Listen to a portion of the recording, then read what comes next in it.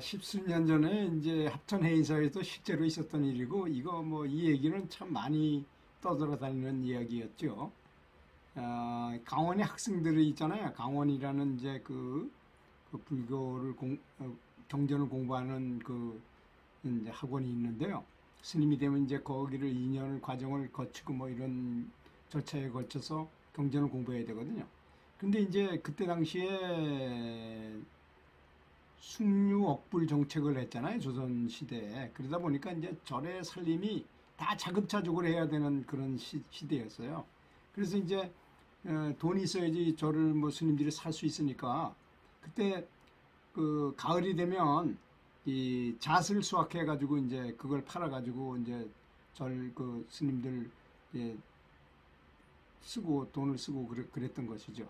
근데 이 잣나무가 워낙 높으니까 한번 올라가가지고 다른 내려갔다 올라갈 수가 없어서 이 나무들이 좀 이렇게 가까이 있으니까 이 나무에서 저쪽으로 건너뛰어요. 이렇게 건너뛰어서 거기서 또 따서 떨어뜨리면 밑에서 죽는 사람이 있고 또 이래가지고 또 저쪽으로 건너뛰고 이렇게 했거든요.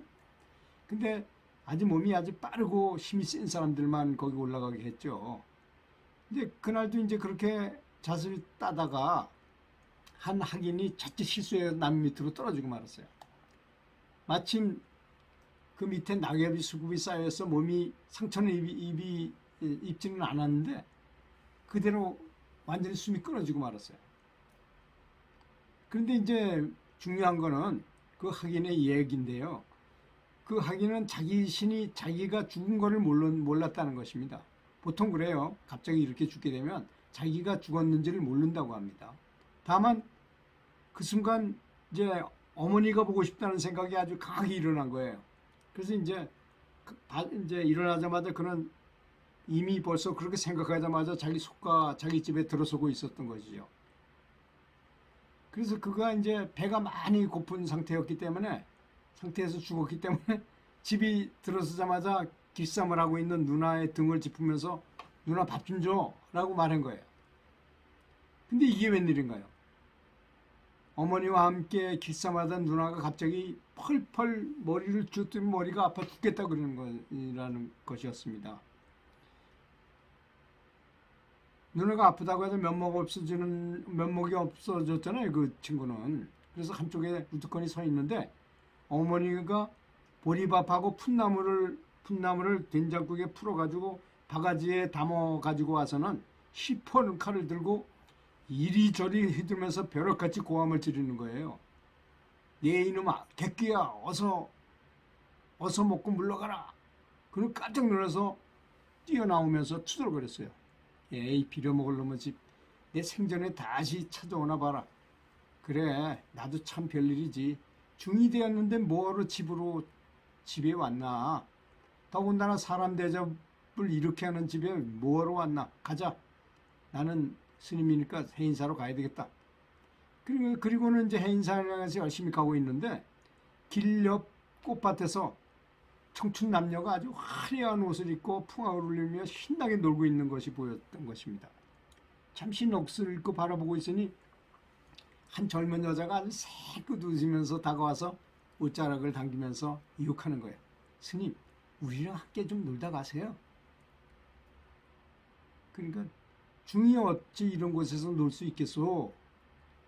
에이, 그놈은 좀 간이 적어가지고 평생 중질밖에 못 해먹겠어? 사양하고 돌아서는 그를 보고 여인은 욕을 퍼대는 것이었습니다. 욕을 하든 말든 자기는 스님이니까 이제 해인사로 돌아오는데 이번에는 예쁘장하게 생긴 여인이 길에 서 있다가 붙잡고 매달리는 것이었어요. 억지로 뿌리치고 걸음을 옮기는데 이번에는 수건에 머리를 칠끈 돌려면 수십 명의 무인들이 활을 쏘아서 잡은 노루를 구워 먹으면서 함께 먹을 것을 권하였습니다. 그들도 자기 스님인데 무슨 고기를 먹겠어요. 그들도 간신히 뿌리치고 절에 도착하니 무슨 재가 있는지 연불소리가 들려왔어요. 근데 아무래도 그 소리가 이상했다는 것입니다. 그래서 가까이 다가가서 유심히 들어보니까 목탁을 들이는 스님은 은행나무 바를 때 뚝딱뚝딱 은행나무 바를 때 뚝딱뚝딱 하고 있고 요령을 흔든 스님은 재경영세 딸랑딸랑 재경영세 딸랑딸랑 하고 있는 것이었습니다. 참으로 이상한 연물도 당한다 생각하면서 열반당 간병실에 가보니 자기하고 똑같이 생긴 사람이 누워있는 거 있었고 그를 발로 툭 차는 순간 그는 다시 살아났습니다. 그런데 조금 전에 집에서 보았던 누나와 어머니는 물론 여러 조문객들이 자기를 앞에 놓고 아주 슬피 울고 있는 것이었습니다. 영문을 알 수 없었던 그는 살아난 자신을 보고 기절초풍을 하는 어머니께 여쭙습니다. 아니 어머니 왜 여기 와서 울고 계십니까? 네 놈이 산에 잣을 따라갔다가 죽었지 않았느냐? 그래서 지금 초상치를 준비를 하고 있었다. 세상은 이렇게 일장춘몽이었던 것입니다. 그는 이제 놀란 가슴을 이제 쓸어내리며 다시 어머니에게 물었습니다. 어제 집에서 누나가 아픈 일이 있었습니까? 그럼 멀쩡한 누나가 갑자기 죽는다고 해서 밥을 바가지에 풀었더니 다시 살아나더구나. 그는 자신을 위해 연부를 해준 도반스님에게 물었습니다. 아까 내가 드린 너는 은행나무 바리떼만 찾고 너는 재경 행사만 찾던데 도대체 그것이 무슨 소리냐? 그렇게 물으니까 나는 전부터 은행나무를 만드는 너의 바리떼를 꼭 가지고 싶었어. 너의 유품 중에서 그것만은 꼭 가지고 싶다는 생각이 어찌나 강하게 들든지 너를 위해 연부를 하면서도 은행나무 바리떼만 생각해서 그걸 떨쳐버릴 수가 없었어. 정말 미안해. 나도 역시 그랬네.